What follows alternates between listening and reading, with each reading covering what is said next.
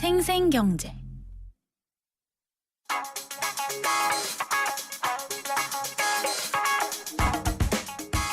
안녕하세요. 멜로디 경제 대중음악 평론가 이대화입니다. 미국은 세계 최대 규모의 음악 시장이죠. 그렇다면 미국의 상황은 곧 음악 산업의 현재를 알 수 있는 가장 적절한 바로미터일 텐데요. 닐슨 뮤직에 따르면 2014년 미국의 음악 산업은 다운로드의 하락, 스트리밍의 상승으로 요약됐습니다. 닐슨 뮤직은 미국의 가장 권위 있는 판매량 집계 회사인데요. 이곳에 따르면 2014년 한 해 동안 앨범 판매량은 11.2%가 하락, 다운로드는 12.5% 하락, 하지만 스트리밍은 54% 상승했습니다. 결국 다운로드마저 하강 국면이고 스트리밍이 대세로 떠오른다는 얘기일 텐데요. 이미 다들 아는 얘기이긴 했습니다만 가장 권위 있는 곳에서 정확한 통계를 통해 방점을 찍었다고 할 수 있겠죠. 세계 음악 유통 회사들이 일제히 스트리밍으로 전환하고 있는 데에는 다 이유가 있는 것 같습니다. 음악은 마크 론슨의 업타운 펑크 듣겠습니다. 이 곡은 영국 기준으로 단시간에 가장 많이 스트리밍된 곡으로 기록이 됐고요. 영국 싱글 차트 1위에 올랐습니다. 피처링은 브루노 마르스가 했습니다.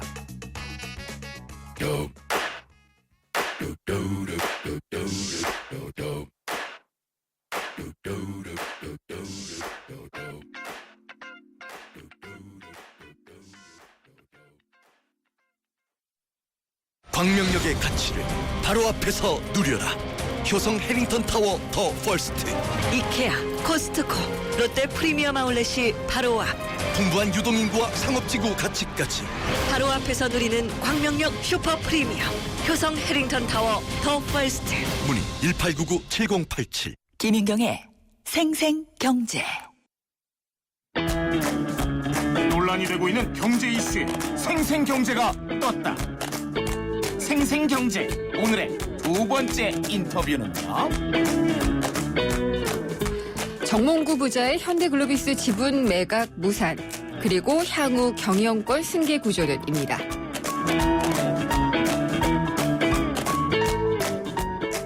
생생경제 3부 함께하고 계십니다. 방금 말씀을 드렸지만은요, 정몽구 현대차그룹 회장과 아들인 정의선 부회장의 현대글로비스 지분 매각이 불발이 됐습니다.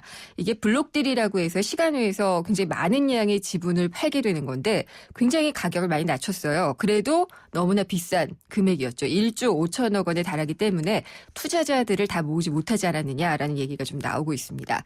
근데 현대글로비스를 팔아야, 현대글로비스 지분을 팔아야지 이 정의선 부회장으로 경영권이 승계가 되는 과정이 진행이 된다라는 얘기가 계속 나오고 있었습니다. 이게 어떻게 그렇게 되는 것인지 한번 좀 알아보도록 하겠습니다. 자동차 전문 기자죠. 오토타임즈의 권용주 기자. 권용주 기자는 YTN 라디오의 주말 인기 프로그램인 권용주의 카조타 MC이기도 합니다. 권용주 기자와 함께 자세히 짚어보도록 하겠습니다. 안녕하십니까? 안녕하십니까. 저랑 여러 곳에서 마주쳐서 MC가 아니라 오늘은 늘 자주 보죠. 예, 자동차 전문 기자로 여쭙도록 하겠습니다. 그렇습니다. 네. 이 정몽구 현대차그룹 회장하고 아들 정의선 부회장이 현대글로비스 지분을 다 합쳐서 13.4% 내놨죠. 네. 이 블록딜을 하려고 했는데 안 됐어요. 왜 안 된 걸까요? 그 정확하게는 13.39%인데 네. 이제 제가 뭐 주식 전문가는 아닙니다만 네. 기본적으로 이제 주식을 팔려면 사는 사람이 있어야 되잖아요. 그렇죠. 오늘 장외에서 이제 예. 거래를 하는 거라도 사는 사람이 그만큼 모이지 않았다는 겁니다. 이게 많잖아요. 그러니까 한 금액이. 번에 팔아야 되니까 예. 금액이 워낙 크니까 그러니까 증권사에서 사람 모으지 않습니까? 네네. 자, 오세요라고 할 때 다 차지가 않은 거예요. 그렇군요. 그렇게 해서 성사가 안 되면 딜이 거래가 성사가 안 돼 버리는 거죠. 그래서 이제 무산이 된 거죠. 이게 안 될 거라고 내놓지는 않았을 것 같아요. 뒷얘기가 좀 있지 않을까요? 된다고 내놨죠. 예. 그 증권사에 맡긴 이유도 네. 그 전에 이제 현대 쪽 그룹에 몇 군데 계열사의 이제 지분이라든가 또 다른 쪽에 예. 블록딜을 잘 했어요. 그런 증권사였군요. 네. 그래서 이제 니네가 잘하겠구나라고 이제 물량을 맡겼던 건데 그 증권사 입장에서 보면 물량이 워낙 컸던 거죠. 이게 돈으로 따지면 1조 5천억 원 네. 정도가 되니까 그거를 욕심내고 이제 하려다가 잘 안 된 거죠. 믿고 맡겼는데 안 되는군요. 그렇죠. 예. 근데 그러면은 현대글로비스 지분을 왜 팔려고 하느냐 이것부터 짚어봐야 되잖아요. 그러니까 이제 표면적인 이유는 예. 공정거래법이라고 얘기를 합니다. 이거는 현대차에서는. 표면적인 이유. 그렇죠. 일단은 네. 뭐 이유는 이유죠. 왜 그러냐면 공정거래법에 자산 총액 5조 원 이상 대기업, 네. 현대차 그룹은 뭐 몇십 조니까 당연히 5조 원 이상 가볍게 되죠. 넘죠. 예. 예. 이때 대주주 일가의 지분이 30% 이상을 초과하는 계열사의 내부 거래 금액이 200억 원 또는 연간 매출 12% 이상일 때. 아, 일단 뭐 지분이 현대차 대주주 관련해서는 대략 50%가 넘습니다. 52%가 되니까요. 그러니까 어쨌든 현대차 그룹의 그 물량을 현대글로비스가 독점하고 있다. 이게 문제가 되는 거죠. 그렇죠. 그러니까 이제 네. 그 지분을 좀 팔아서 네. 대주주 지분을 30% 아래로 낮춰야 규제 대상에서 벗어난다. 그래서 우리가 이걸 팔려고 했다라는 게 일단 아, 현대차의 설명이에요. 근데 정말 그게 이유에 가겠느냐라고 이게 진짜겠느냐라는 예. 생각을 하게 되는 거죠. 네네. 정말 그럴까? 라고 시장에서는 네. 정말? 정말? 저도 정말 그렇지, 하고 이렇게 이제 되는 권영규 거죠. 씨한테 물어보고 싶은데요. 네. 예. 저도 정말 그럴까라고 생각을 많이 해봤어요. 네. 그래서 이게 그러면 현대글로비스의 지분을 팔면은 경영권 승계에 도움이 된다라고들 알고는 있어요. 근데 이게 네. 단순 매치가 되는 게 아니잖아요. 그 과정을 좀 설명을 해주세요. 그러니까 이렇게 보는 거죠. 예. 어떤 그룹이든지 기본적으로 이제 그룹을 승계하거나 이제 밑으로 이제 상속을 하거나 할 때는 받는 사람 입장에서 보면 돈이 필요하지 않습니까? 그렇죠. 그 지분을 인수를 해야 증여세를 돼. 내든 예. 상속세를 내든 그렇죠. 돈이 필요하잖아요. 예. 그러니까 현대차 그룹은 사실 지금까지 이 경영승계라는 단어가 사실 그룹 내에서는 금기어였어요. 지금도 마찬가지입니다. 경영 승계가요? 그렇죠. 왜요? 왜냐하면 정몽구 회장께서 아직 건재한데 예. 내가 건재한데 감히 누구에게 승계를 하느냐 오. 이런 내용들이 사실은 회사 안에서 뭐 대놓고 드러낼 수 없는 일종 현지기가 있군요. 그렇죠. 금기어 같은 거였기 예. 때문에 그냥 쭉 흘러왔던 거죠. 그래서 네. 그렇게 크다지 준비도 안 했습니다. 그러다가 2001년도에 한국 로지텍이라는 물류회사 네. 하나 만들죠. 예. 그게 이제 글로비스의 글로비스 전신이에요. 전신. 예. 그러면서 이제 2003년도에 이름을 글로비스로 바꾸면서 그때 만들 때 사실은 정의선 회장이 부회장이 이제 대주주로 네. 참여를 하면서 그렇죠. 그러면서 이제 현대자동차가 만든 완성차 물량을 자 해외로 운송해줘라.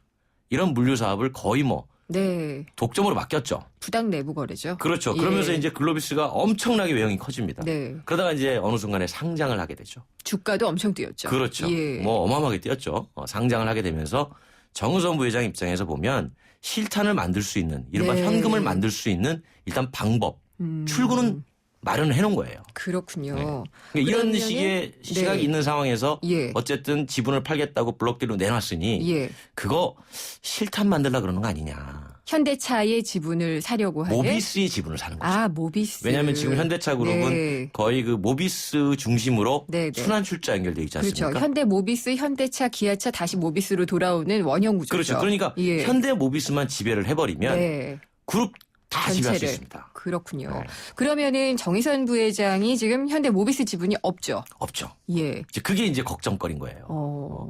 이거를 인수를 하게 만들면 좋은데 네.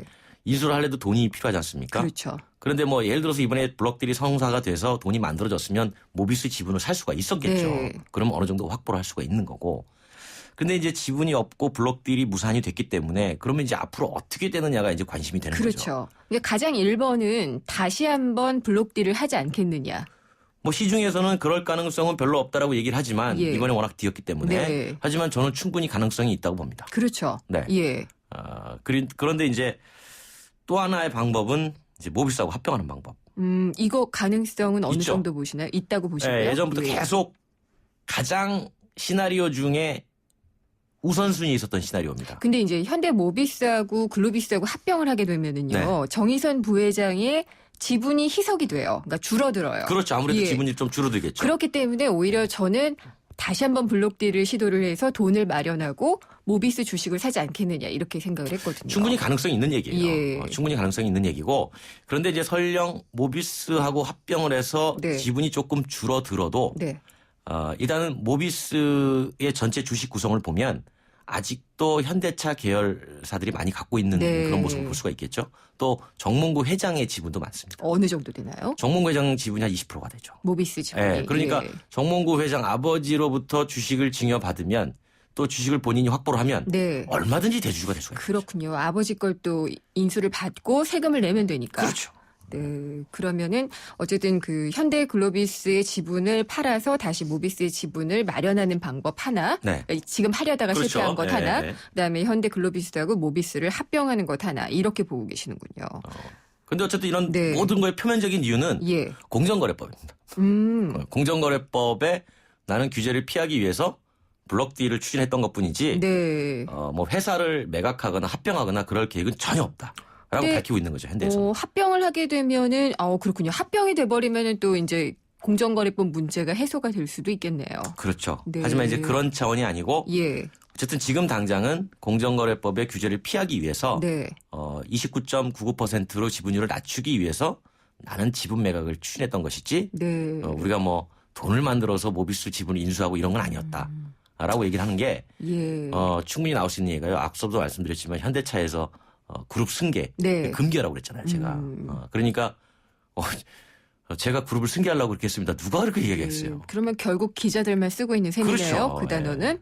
근데 이게 글로비스 주가가 워낙 많이 떴었잖아요. 떴죠. 과거에 예. 너무 많이 떠서 최근에는 좀 많이 내리기는 했는데 아마 더 내리지 않을까 이런 생각이 들고요. 오늘도 많이 내렸잖아요. 그렇죠. 이제 그 글로비스 주식을 이제 보유하고 샀던 사람들 입장에서는 이 회사가 나중에 어떻게든 어떻게든 팔리거나, 예. 현대차 그룹의 최상위에 네. 올라갈 것이다라고 생각해서 주식을 샀는데 이거 뭐 네. 오너 집안에서 주식을 판다고 내보내니 이거 나중에 이 회사 버리는 거 아닌가? 그러니까요. 그런 생각에서 주가가 훅 떨어지는 거죠. 그러면은 블록딜을 해도 성사 가능성이 낮지 않을까요?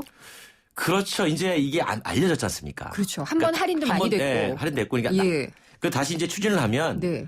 저거 나중에 내가 사가지고 저 주가 훅 떨어지는 거 아니야? 그러니까요. 그런 우려가 있을 수 있으니까 오히려 더 예. 블록들의 성사 가능성은 낮아졌다고 봐야죠. 아니면은 뭐 계열사하고 주식 스왑을 하든지 네, 그렇죠. 뭐 네. 그런 방식으로 좀 해소를 해야 되지 않을까 이런 생각이 좀 드는데 현대차에서는 이 경영 승계라는 것이 금기어라고 지금 말씀을 하셨잖아요. 네. 근데 삼성도 아들과 아버지가 지금 엇비슷한 나이예요. 현대차하고. 그렇죠. 예. 네. 그쪽은 이제 아버지가 쓰러지셔서 네.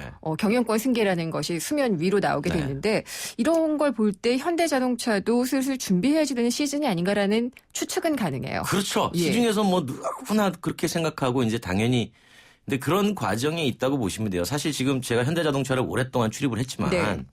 지금 현대자동차는 정몽구 회장 체제가 아닙니다. 그럼요. 사실 엄밀하게 보면 이미 자동차는 정의선 부회장 체제로 돌아가고 있어요. 그건 어떤 말씀이신가요? 이게 무슨 얘기냐면 예. 정몽구 회장은 현대차 그룹 이른바 60개 넘는 네. 그룹을 전체를 총괄하는 자리에 있는 것이고 그중에 자동차 부문은 정의선 부회장이 이제 총괄 운영을 하고 있고 네. 또 리조트라든가 광고 대행사 이노션이라든가 이쪽은 이제 큰딸 쪽에서 네. 하고 있고 또 철강 쪽은 또 사위 쪽에서 하고 있고 네. 금융도 마찬가지고 금융도 사위가 그러니까 그렇죠. 나름 조금씩은 다 이렇게 분리를 해놓은 겁니다. 예. 그러니까 해놓고 이제 어떻게 해서든지 전체 이 자동차 쪽은 이제 정의선 부회장이 계속 경영을 할 수 있도록 네. 여건을 많이 넓혀줬어요. 그림 다 그려져 있네요. 그렇죠. 다만 예. 이제 그 그룹을 승계하기 위해서는 네. 앞서도 말씀드렸지만 어쨌든 받으려면 네. 증여세든 상속세든 세금을 내야 되는 돈이 필요한 거죠. 네, 그거는 이제 이재용 부회장, 삼성 부회장도 그렇죠. 그게 필요해서 뭐 네. IPO도 하고 지금 그렇죠. 이런 것들을 하고 있는데 삼성 같은 경우에는 볼륨이 더 크고 덩치가 크기 때문에 네. 막 국가적으로 이걸 그 재벌 아들이 그냥 승계하는 게 맞느냐 뭐 아니냐 이런 얘기도 나오잖아요. 그렇죠. 현대차에 대해서는 내외부 시각은 어떤가요? 아들이 물려받는 거에 대해서.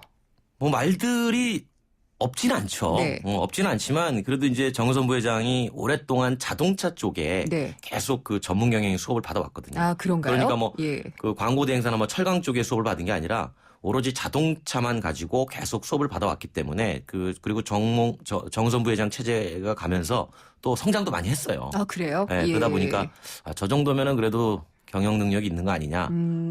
그래서 이제 그 시중의 우려와 달리 네. 저도 뭐 가끔 모터쇼 때 직접 만나기도 예. 하고 그렇게 얘기를 해보면 어때요? 말씀도 잘하시고 예. 그리고 이제 자동차에 대해서 명확히 이해를 하고 있어요. 그러니까 소형차는 앞으로 이런 트렌드로 갈 것이다. 네. 뭐 중형차는 이런 트렌드로 갈 것이다. 그런 트렌드를 명확히 알고 대답을 하는 경우가 많았기 때문에 뭐 자동차를 충분히 이끌어갈 수 있는 능력이 있다. 네. 이렇게 판단하는 거죠. 그러니까 재벌의 아들이기도 하지만은 네. 자동차에 대한 지식이나 네. 어떤 경영에 있어서는 수업이 확실하게 좀 돼 있는 편이다. 인성도 괜찮은 편이에요. 그래요. 네, 그 예. 재벌가 내에서는 네. 상당히 그 인성이 괜찮은 사람으로 평가를 받습니다. 그래요. 땅콩 회항 때문에 지금 재벌가 시각이 굉장히 안 좋은데. 네, 저도 뭐 하여간 항상 이렇게 보면 겸손한 모습 보이려고 하고 네. 그런 모습을 많이 봤어요. 그렇군요. 그러면은 정의선 부회장 같은 경우에 이제 뭐 나중에 회장이 된다면 네. 뭐 된다면까지는 얘기 안 해도 될 것 같고 이 정의선 부회장 같은 경우 지금 자동차 네. 내수 시장 점유율도 현대차 많이 떨어졌고요. 떨어져 있죠. 예, 그리고 다른 지금 해외 업체들 같은 경우에 친환경 뭐 전기 많이 나가고 있잖아요. 이런 위기를 어떻게 탈출할 걸로 좀 시나리오를 짜고 있던가요? 그러니까 얼마 전에 현대차가 2020년까지 네, 81조 원 뭐 그 투자도 하고 예. 그게 이제 결국은 이제 연비 로드맵이라 그래가지고 네. 결국은 친환경차 개발을 해야 되는 쪽으로 가고 있는 건데 예. 이제 그거에 대해서 적극적으로 투자를 한다는 거는 사실은 뭐 큰 결정은 정몽구 회장이 내렸지만 네. 이제 그게 필요하다라고 판단했던 건 정의선 부회장으로 보시면 됩니다. 그렇군요. 그렇지 않으면 예. 현대자동차의 미래는 앞으로 암울하다라는 판단을 했던 거죠. 그렇군요. 그래서 그렇게 과감하게 투자를 하고 예. 지금 대비해서 이제 또 이후에 100년, 또 네. 이후에 50년을 준비를 해야 된다는 시각을 갖고 있는 거죠. 지금 정의선 부회장의 나이가 어떻게 되죠? 70년생이죠. 70년생. 네, 70년생이니까 뭐 저희하고 그렇게 큰 차이 없어요. 예. 레벨이 달라가지고, 예, 알겠습니다. 어쨌든, 이 물려받기 위한 수업을 열심히 하고 있고, 이런 지분 매각을 통해서 실탄도 좀 마련을 해야지 되는 그런 상황에 있다. 네, 어쨌든 관건은 실탄을 마련해야 된다는 겁니다. 알겠습니다. 잘 들어봤습니다. 감사합니다. 고맙습니다. 네. 오토타임즈의 권용주 기자였습니다. 토마토가 그렇게 좋다길래 인터넷 검색을 해봤어요. 어머, 근데 토마토 진짜 좋아. 회식 많은 우리 대리운전 고객님, 특히 남자 고객님, 홍제동 김수미 강력 추천이 와요. 좌우로 정렬 2588 2588. 토마토 좋네, 토마토 좋아. 2588 2588. 최근 소비자들 사이에서 연비와 정숙성이 탁월한 하이브리드 자동차에 대한 관심이 높아지고 있는 가운데 16km 복합 연비 그랜저 하이브리드에 프리미엄을 더해 더 좋아졌다. 또 하나의 그랜저 2015 그랜저 하이브리드 출시. New thinking, new possibilities. 현대자동차. 네, 생생경제 3부 지금까지 함께 하셨고요. 4부에서는 경제뉴스 뒤집기 그리고 금융상품 백서가 준비가 되어 있습니다. 경제뉴스 뒤집기에서는 어제 있었죠. 박근혜 대통령의 신년 기자회견 경제구상계획에 대해서 자세히 다시 한번 짚어보겠고요. 금융상품 백서에서는 퇴직 후에 유용한 금융상품들을 살펴보도록 하겠습니다. 그리고 저희가 오늘 2부에서 정부가 발표했던 기업형 장기 임대주택에 대해서 어떻게 생각하느냐라고 청취자 여러분께 여쭤봤죠. 그랬더니 의견을 많이들 주셨습니다. 샵의 0945로 문자 보내주셨는데요. 문자 주신 분 중에 5109님 원인 진단이 잘못된 것 아닌가요? 건설 경기 부양을 위한 핑계가 아닌가요? 라고 하셨습니다. 4300님은 집을 살 수 있는데도 전세 사는 사람들을 돌리기 위한 정책이라니. 아니 그런 사람이 대체 몇이나 될까요? 진짜 돈 없고 집 없는 서민들을 위한 정책은 언제 나옵니까? 라고 하셨습니다. 그 외에도 많은 분들이 문자를 주셨는데요. 기업형 임대주택 과연 이 전월세난 해소에 도움이 될 것인지 여러분의 의견을 샵의 0945로 문자를 보내주시면 됩니다. 의견 보내주신 분들 중에 오늘 저희가 한 분을 추첨을 해서요. 3월 12일까지 예술의 전당에서 전시가 되는 서양미술 걸작전 앵그르에서 칸단스키까지전 관람 티켓 2장을 선물로 보내드리도록 하겠습니다. 샵의 0945로 문자 주시면 됩니다. 잠시 후 4부에서 뵙겠습니다. 아, 구제역이요? 그 소독으로 해결된다던데? 아니죠. 농가의 방역은 기본, 구제역 발생지 방문자재 같은 국민 모두의 협조가 필요합니다. 백신 있어야지. 무엇보다 올바른 예방접종이 필요하겠죠? 백신은 얼지 않게, 주사는 가축 종류에 맞게, 주사기 하나로 5마리 이상 접종은 절대 안 돼요.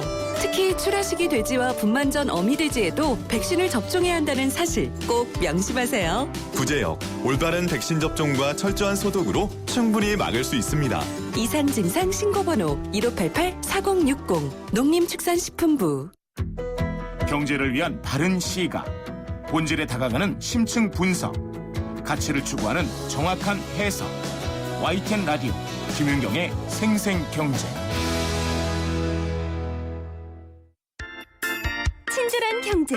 오늘의 경제 키워드. 안녕하세요. 경향신문 조미덕 기자입니다. 오늘의 키워드는 스필오버 효과입니다. 스필오버는 원래 전파가 주변국으로 넘어가는 것을 뜻하는 말입니다. 휴전선 근처에 가면 북한 방송 전파가 잡힌다고들 하잖아요. 경제에서는 한 나라에서 발생한 경제 현상이 좋든 나쁘든 주변 나라에 영향을 미치는 것을 스필오버 효과라고 합니다. 한국처럼 다른 나라와의 무역에 의존하는 나라는 스필오버 효과에 크게 휘둘립니다. 예를 들어 미국이 자기 나라 경제를 활성화하기 위해 달러를 풀면 남는 달러가 한국에 투자되면서 한국 주가가 오르죠. 최근에는 일본이 수출을 늘리려고 엔화 가치를 너무 심하게 떨어뜨리니까 한국이 자동차 등의 수출 경쟁에서 밀려서 피해를 보고 있습니다. 그래서 최근엔 선진국이 경제 정책을 펼 때 주변국에 안 좋은 스필오버 효과를 미치는지 따져봐야 한다는 논의가 활발해지고 있습니다.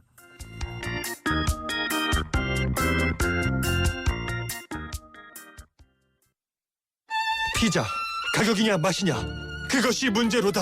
광수씨, 피자헛에선 둘 다 포기하지 마세요. 크랩쉬림프, 포테이토 소시지, 치즈, 갈릭 불고기. 5천만이 사랑하는 토핑만 올려 더 맛있는 피자. 두 판 주문 시 한 판 9,900원. 피자헛.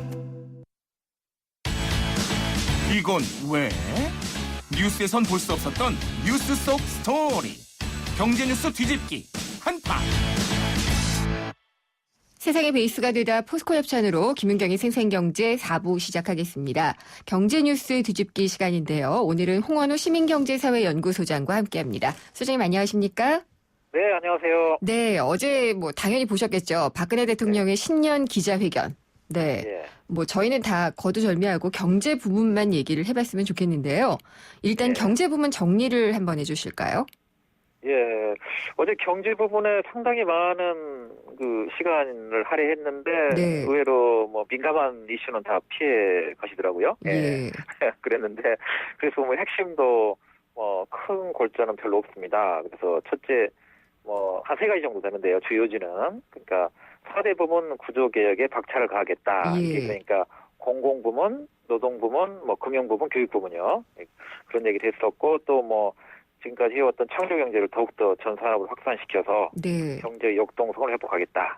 그리고 내수 확대를 통해서 내수와 수출의 균형을 이루겠다. 이런 얘기를 하셨습니다. 예.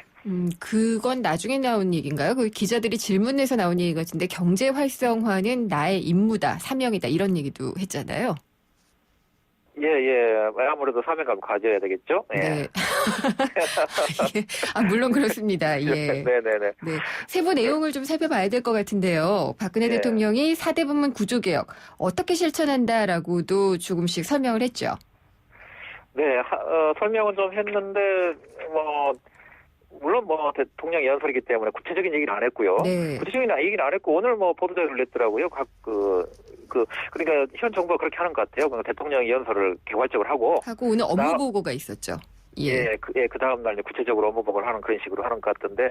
그래서 어제 한 얘기는 그렇게 세부 내용은 많지는 않았는데, 일단은 이제 공공 부분에 있어서는 이제 공공기관 부채 감축, 공무원 연금 개혁 열심히 하겠다 이런 얘기를 했었고, 당위성을 강조했었고요 또. 그다음에 노동 부분에서는 이게 아주 뜨거운 이슈인데, 뜨거운 이슈라는 것을 의식해서인지 이 부분에 대해서는 의외로 좀 간단하게 얘기하고 넘어갔는데, 이 중에 비정규직을 정규직화 한다거나, 그 다음에 비정규직의 비중을 축소한다거나, 이런 비정규직의 어떤 소망, 이런 거에 대해서는 언급하지 않았고, 다만, 이중구조 해소라는 표현을 썼어요. 굉장히 포괄적인 단어였죠. 예, 포괄적인데 상당히 의미 있는 단어죠, 사실은 정부 쪽에서는. 그러니까 이게 이중구조 해소라는 거는 정부가 쭉 해왔던 것처럼 정규직의 과보를 줄이고, 거기서 돈을 마련해서 지금 비정규직을 보호하겠다 이런 얘기 아니겠어요? 네. 그래서 앞으로 굉장히 좀 논란이 좀 이건 될 것 같고요. 그다음에 금융 부분에 있어서도 규제를 대폭 더 완화하겠다 이런 얘기입니다. 다시 또 액티브 X 얘기가 나왔던 것 같더라고요. 네네. 근데 이제 노동시장의 구조개혁 사실 저도 이게 그 중에서도 더 부각돼서 어떤 얘기가 좀 나오는지 궁금했던 부분이기는 한데 정부가 지금 꽤 하고 있는 노동시장의 구조개혁의 전체적인 맥락이 있잖아요. 그 맥락을 좀 설명을 해주세요. 예, 노동시장 구조 개혁 핵심은 크게 세 가지죠. 예. 첫째는 지금은 그 계약 비정규직의 계약 기간 한도가 2년으로 돼 있는데 4년으로 연장하겠다 이거고요. 네. 두 번째는 해고 기준을 완화한다고 해서 이것도 상당히 뜨거운 이슈가 될 것 같은데 그러니까 지금은 현행 근로기준법에는 정당한 사유가 없으면 근로자를 해고할 수 없도록 돼 있거든요. 네. 근데 앞으로는 실적이 나쁘면 해고할 수 있는 길을 열어놓겠다. 이게 지금 요즘에 정부가 하고 있는 얘기인데 이게 노동 3권 쪽으로 보면 굉장한 후퇴가 될 수 있기 때문에 앞으로 큰 논란이 될 것 같고요. 또 하나는 그러니까 그 비정규직에는 크게 이제 기간제가 있고 사내하청 있잖아요. 파견. 그렇죠. 예, 그래서 사내하청도 줄이라고 했는데 또 그걸 또 대폭 더 늘리는 방안을 좀 추진하고 있어요. 그러니까 현행법에는 그 사내하청을 허용하는 업종이 32개 업종에 국한돼 있거든요. 예. 그런데 여기에 대해서 착한 원청이 착하면 뭐 다른 업종에 대해서도 사내하청 허용하겠다 이런 얘기를 지금 정부 쪽이 하고 있고 또 55세 이상의 근로자에 대해서는 업종과 상관없이 사내하청을 허용하겠다 이런 얘기도 하고 있는데 이렇게 되면 뭐 나이 드신 분들은 무한정 비정규직을 늘려도 되는 건지 이게 정말 이게 뜨거운 이슈가 너무 많은 것 같아요. 노동 분야에서. 예. 근데 이제 2년이 지나면은 정규직으로 전환이 되던 것을 4년으로 바꾸면 정부의 설명은 그래요. 숙련되기 때문에 그만큼 정규직으로 바뀔 가능성이 더 높다라고 얘기하고 있는데 노동자 측에서 얘기하고 있는 거는 그 반대죠.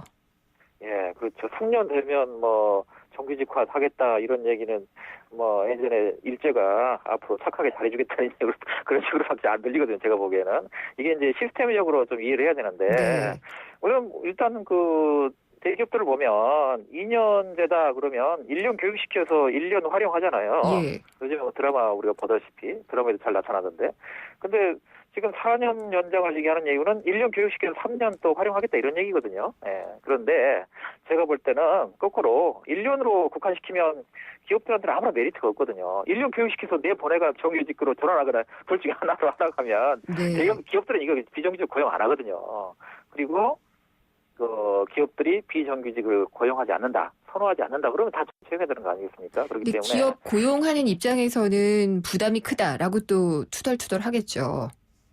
예, 그래서 이제 그거는 이제 지금 기업들이 정말 어렵다고 그러면 가게보다 더 어렵다고 그러면 뭐 그런 얘기도 설득력 있는데 뭐 최근 통계를 보면 뭐 지난 한 2000년 이후로 지난 한 13년 통계를 보면 국민 소득 중에서 법인 소득이 가져가는 액수가 한 135억 이상을 지금 더 많이 가져가고 있거든요. 비중이 더 늘어나고 있죠. 예, 그렇죠. 그다음에 가게 개인 거를 보면 한 110억 정도가 110조 죄송합니다. 110조 정도가 줄어들고 있거든요. 그렇기 때문에 지금 뭐 기업들이 항상 뭐 어렵다고 이제 좀 그런 얘기를 하는데 뭐 제가 볼 때는 개인들이 더 어려운 것 같아요. 그리고 이제 근로자 해고 요건을 완화한다라고 얘기를 해야겠죠. 근데 이제 그렇게 되면은 뭐 성과에 따라서 속된 말로 뭐 자를 수도 있다. 뭐 이런 얘기가 되는데 그렇게 되면은 지금도 경영상의 이유라고 해가지고 해고된 분들 다 못 돌아가고 있잖아요. 근데 더 심각한 그 어떤 고용 불안 이런 것들이 일어나지 않을까 좀 걱정이 되네요. 심각하죠. 그러니까 실적이라는 게 항상 목표가 있어야 실적이라는 게 이렇게 평가가 되지 않습니까? 그러면 뭐 기업주가 뭐 임의대로 실적 목표 세워놓고 거기에 미달하면 자르겠다 그러면은 뭐 굉장히 이거는 뭐 굉장히 심각한 하여튼 노동 3권의 후퇴인 것 같아요. 예. 네.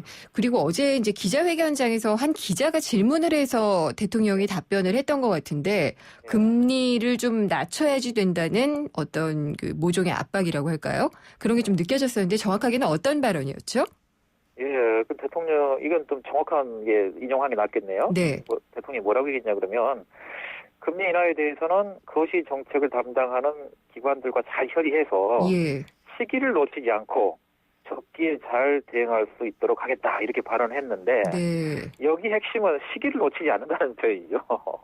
예, 이런 말을 하게 되면 시장에서는 바로 이게 금리 인하를 앞당기겠다는 얘기구나 이렇게 받아들이거든요. 그래서 어제 채권 시장이 상당히 크게 많이 출렁거렸죠. 예, 그래서 지금 국고채 금리가 지금 사상 최저치를 기록하고 있습니다. 그래서 대통령이 이 발언한 거는 이렇게 대통령이 또 권한도 벗어나는 것이고 예. 이게 상당히 좀 논란이 되고 있죠. 네. 대통령도 그렇고 기획재정부 장관 겸 부총리도 그렇고 한국은행 총재와 이 한국은행 금융통화위원회라는 기구를 맘대로 할 수는 없잖아요. 그렇죠. 현행법에 따르면 금리결정권은 대통령에 있는 것도 아니고 기획재정부 장관에게 있는 것도 아니고 한국은행 산하의 금융통화위원회에 네. 있다 이렇게 규정되어 있잖아요. 그래서 지금 물론 대통령이나 기획재정부 장관이 의견을 전혀 내지 말라는 법은 없지만 그 발언한다는 것 자체가 이 사람들한테 상당히 압박감을 주기 때문에 네. 이건 한은의 독립성 차원에서 보면 굉장히 바람직하지 못하죠. 그리고 우리가 굉장히 민주주의 핵심이 견제와 균형 아니겠어요? 그러니까 네. 이런 대통령의 발언은 이게 월권행위가 분명히 월권행위죠. 이거 법에 규정된 게 법을 넘어선 거니까 법이 이렇게 규정하고 있는 권한을 넘어서는 거니까 이거는 참모들이 굉장히 잘못한 것 같아요. 소장님 지금 시간이 별로 없어서 이 소장님이 그러면은 금리 인하에 대한 의견을 어떻게 갖고 계신지를 짧게 좀 답변을 부탁드릴게요. 네, 지금 지금 WSJ 월스트리트 저널에서 여기 대해서 통장의 비판을 했더군요, 한국에서.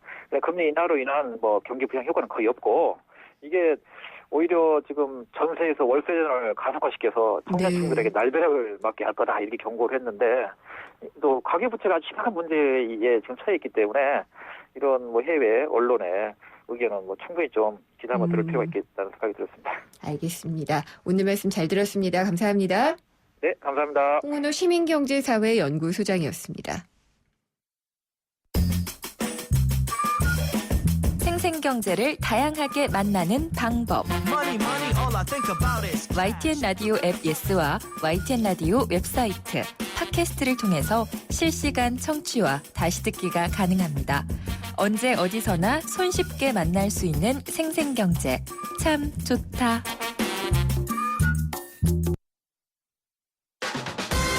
알면 대박, 모르면 쪽박. 금융상품 백서. 금융상품 백서 시간입니다.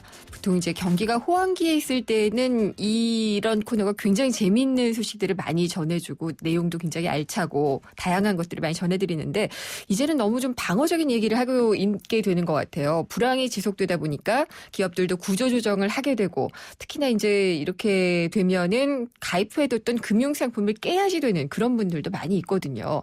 어떻게 하면은 좋은지 퇴직 이후의 금융상품 관리에 대해서 한번 알아보도록 하겠습니다. 신한은행 목동 하이페리온 지점에 서춘수 지점장이 전화 연결돼 있습니다. 안녕하십니까? 예, 안녕하십니까? 예, 제가 좀 서두에 너무 우울하게 얘기했나요? 네. 이 금융권도 지금 예외가 아니라서 작년에도 많이 떠났고 올해도 희망퇴직을 받고 있다 그러던데요. 예, 몇몇 은행이 현재 하고 있고요. 네. 은행뿐만 아니라 대기업 또 중소기업 대부분 연말 연시에 임원 인사 포함해서 인사이동을 했는데요.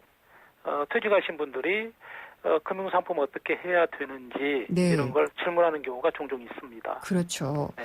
그리고 특히나 지금 1월은 직장인들은 연말정산할 시즌이잖아요. 네. 그래서 이 퇴사를 또 갑자기 하게 되면 연말정산이 또 어떻게 되나 이것도 궁금할 텐데요. 그렇습니다. 예.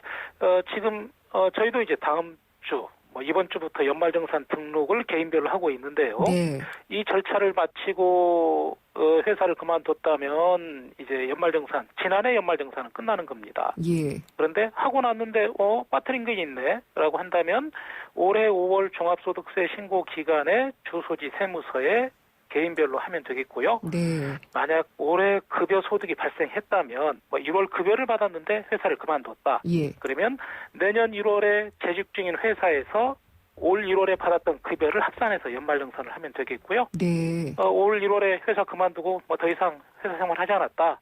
그리고 개인 사업을 했다. 그렇다면 내년 5월에 종합소득세 신고 기간 동안에 올 1월까지 받았던 급여를 포함해서 신고하면 되겠습니다. 예, 좀 복잡하긴 하지만 어쨌든 돌려받을 수 있는 그런 절차를 밟으면 되겠고요. 네. 근데 이제 근로자가 퇴사를 하게 되면 퇴직금이 나오게 되잖아요. 네. 이 퇴직연금에 가입한 경우도 좀 꽤 있고요. 네. 예, 퇴직금이 쌓였다가 받게 되는 경우도 있는데 두 가지는 어떻게 진행을 하면 되나요? 예, 일단 퇴직금은 퇴직일로부터 14일 이내에 지급을 하도록 되어 있습니다. 2주 안에. 예.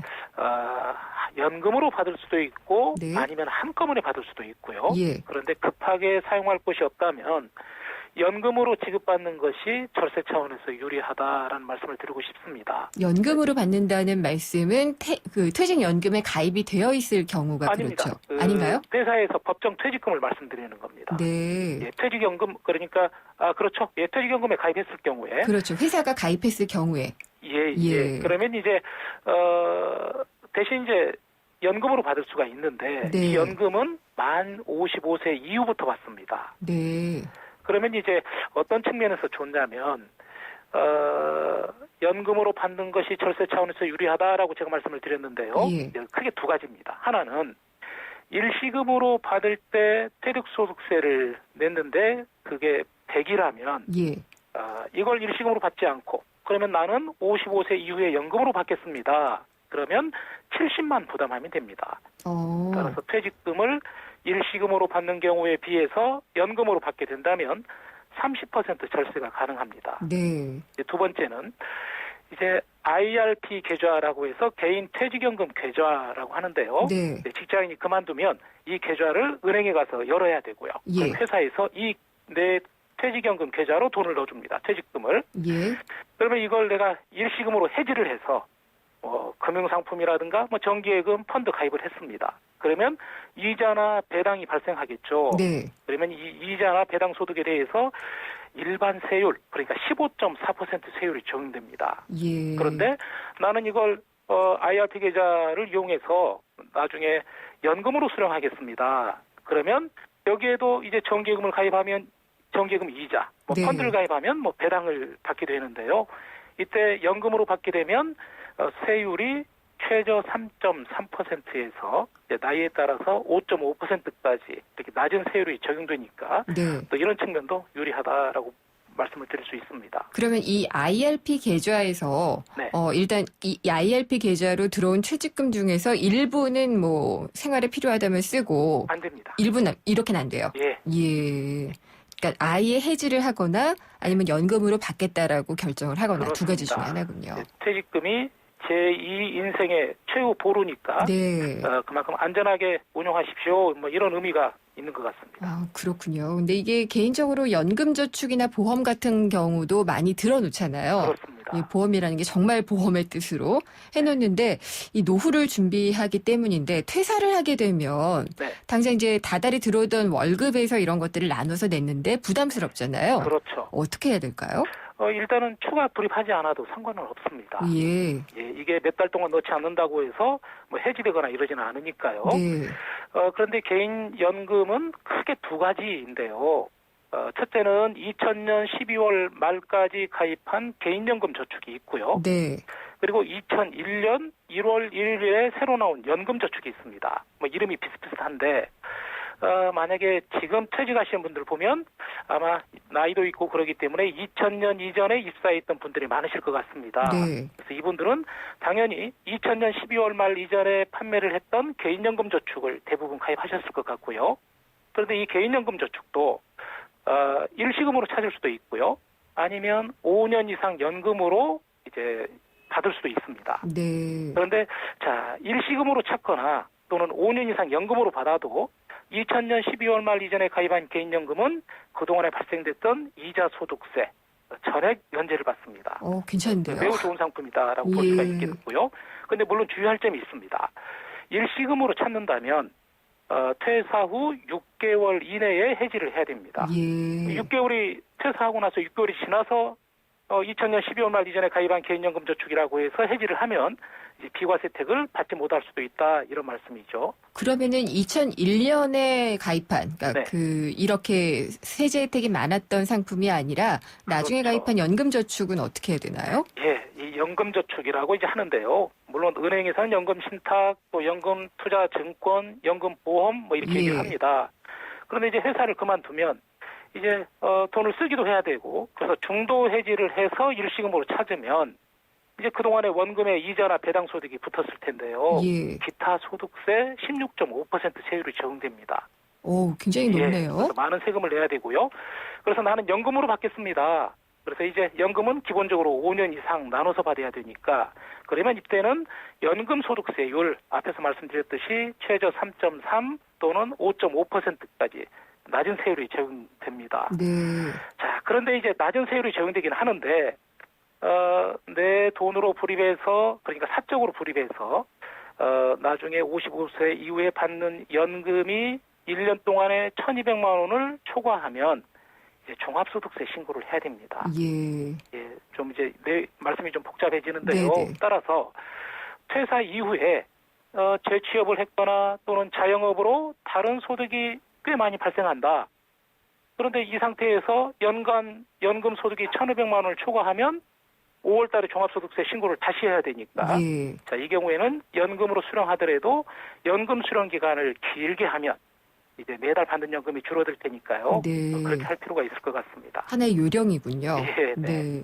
그러면은 또 퇴직하면은 건강보험, 국민건강보험은 어떻게 되는지 이 점도 좀 궁금해요. 예, 지역가입자로 자동 전환이 되고요. 네.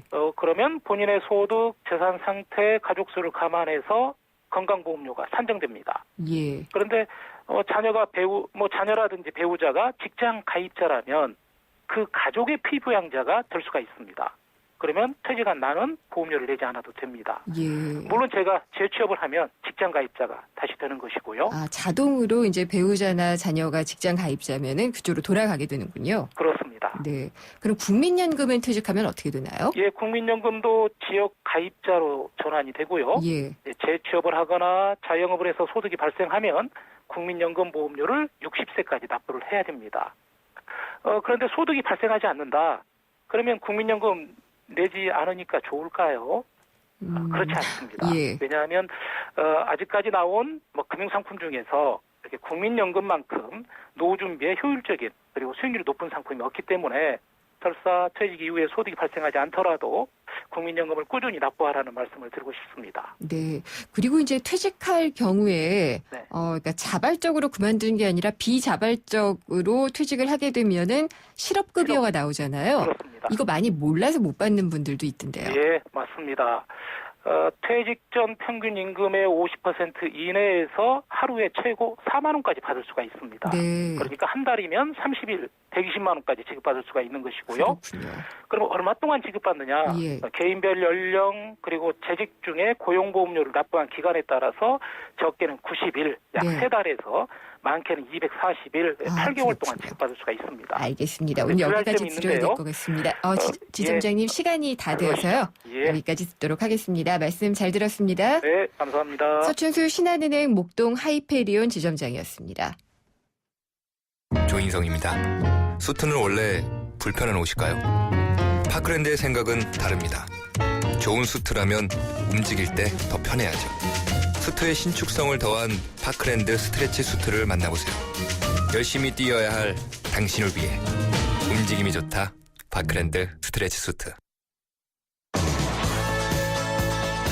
네, 오늘 저희 2부에서 했던 장기 임대주택 정책에 대한 의견을 보내주신 분들 중에 저희가 선정을 해서 관람전 티켓을 보내드리기로 했죠. 티켓 당첨되신 분은 6374님입니다. 6374님. 오늘 생생경제는 여기까지고요. 스마트폰 애플리케이션 예스를 통해서 또 홈페이지나 팟캐스트를 통해서 다시 들어보실 수 있습니다. 저는 다음 시간에 찾아뵙겠습니다. 김윤경이었습니다.